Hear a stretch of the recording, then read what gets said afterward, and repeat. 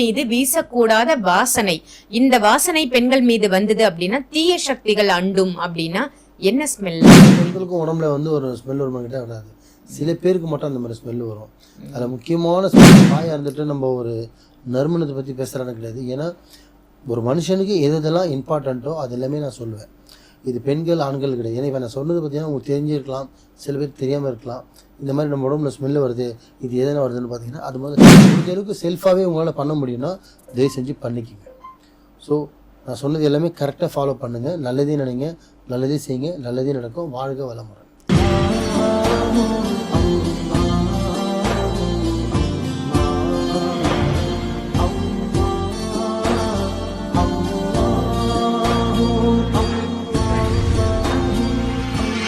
மர்ஜின் நேயர்கள் அனைவருக்கும் அன்பான வணக்கங்கள். புழல் காவாங்கரை ட்ரிபிள் டவர்ஸ்ல இருக்கக்கூடிய மாலிக் பாய் அவர்களை தான் சந்திக்க வந்திருக்கோம்.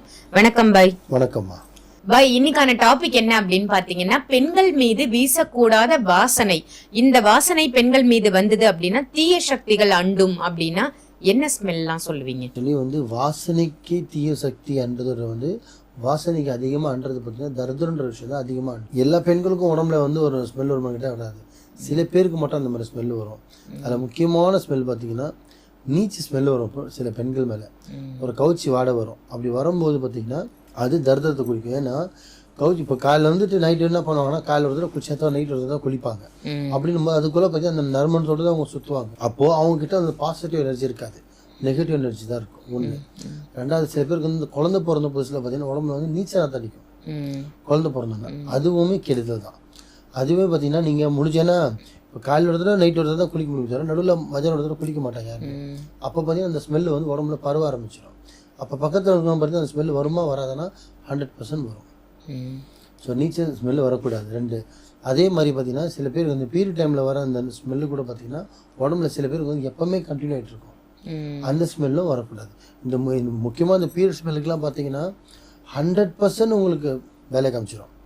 ஒரு கழிப்பு தாண்டினா கூட உங்க வேலையை காமிச்சிடும். மந்திரிச்சு ரோட்ல போட்டிருப்பாங்க, அது ஒரு கழிப்பு மாதிரி, அது தாண்டினாலும் சரி இல்லை அது மெரிச்சாலும் சரி அதுவுமே உங்களுக்கு பிரச்சனை கொடுக்கும். ஸோ வாசனை இதனாலதான் இந்த துர்சக்திகள் அன்றது கண்டிப்பாமா. எப்படின்னா இப்போ குழந்தை பிறந்தவங்க இருக்காங்க, இப்போ நீச்சல் ஸ்நாத்தம் இருக்கும், அவங்களுக்கு என்ன பண்ணுவாங்க, இந்த ஒரு எப்படி சொல்றேன்னா 3 முக்கில் 4 முக்கில் பார்த்தீங்கன்னா மந்திரிச்சு போட்டிருப்பாங்க, அது தாண்டது இல்லை மெரிக்கிறது அந்த மாதிரி பண்ணாலுமே ஸோ நெகட்டிவ் ஆகும். இப்போ பார்த்தீங்கன்னா சில பேர் முச்சந்தியில் பார்த்தீங்கன்னா உடம்பு முடியாதவங்களும் படுத்த படிக்க இருக்கலாம் பார்த்தீங்கன்னா மந்திரிச்செல்லாம் வச்சுருப்பாங்க. அது தலைமாட்டில் வச்சு 10 நாள் 14 நாள் வச்சு முச்சியில் தலையை சுற்றி போடுவாங்க. அதை வந்து அந்த நேரத்தில் தாண்டினாலோ அந்த வாசனை இருக்கும்போது மெரிச்சாலும் அதுவுமே பார்த்தீங்கன்னா உடம்பு வரும். வயிறு உபசம் வருது, காது கிட்ட பேசுறது, நம்ம ஃபாலோ பண்ணுற மாதிரி இருக்குது, தூங்கும்போது டிஸ்டர்ப் பண்ணுற மாதிரி இருக்குன்னு சிம்டம்ஸும் கம்பல்சரி வரும்.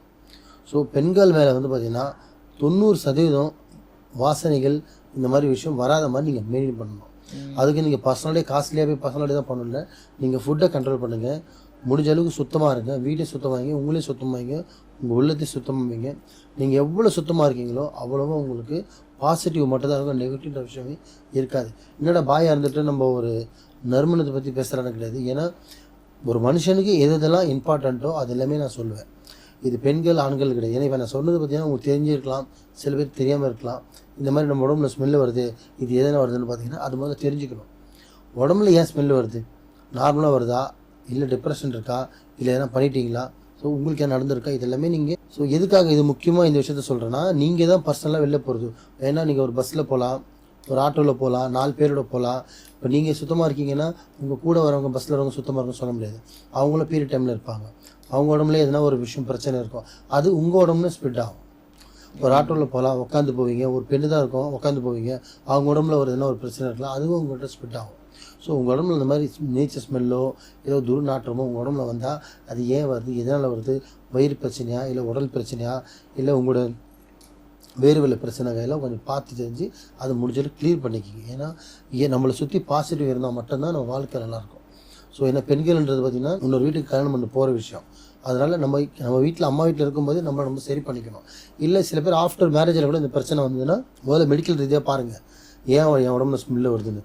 மெடிக்கல் ரீதியாக பார்த்து அதுக்கான ட்ரீட்மெண்ட் கொடுத்தோ அது வந்ததுன்னா இந்த மாலிக் பைக்கிட்ட எங்கிட்டே வரலாம், இல்லை மாந்திரிகிட்டையும் பார்த்து ஏன் இந்த மாதிரி ஸ்மெல்லு வருது, ஏன் எனக்கு இந்த மாதிரி பேசும்போது ஸ்மெல்லு வருது, ஏன்னா இதில் விஷயம் இருக்கான்னு தெரிஞ்சுக்கிட்டு அதுக்கான சொல்யூஷன் கொடுங்க. 100% கிளியர் ஆகிடும். முடிஞ்ச அளவுக்கு இந்த ஸ்மெல்லுன்ற விஷயத்தை வந்ததுன்னா முதல்ல நீங்கள் ஃபாலோ பண்ணக்கூடிய விஷயம் டாக்டர். அதுக்கு நெக்ஸ்ட்டு அதை பார்த்தோம் சரியாகலைன்னா மாந்திரிகன் சொல்லி அதை கிளியர் பண்ணிக்கங்க.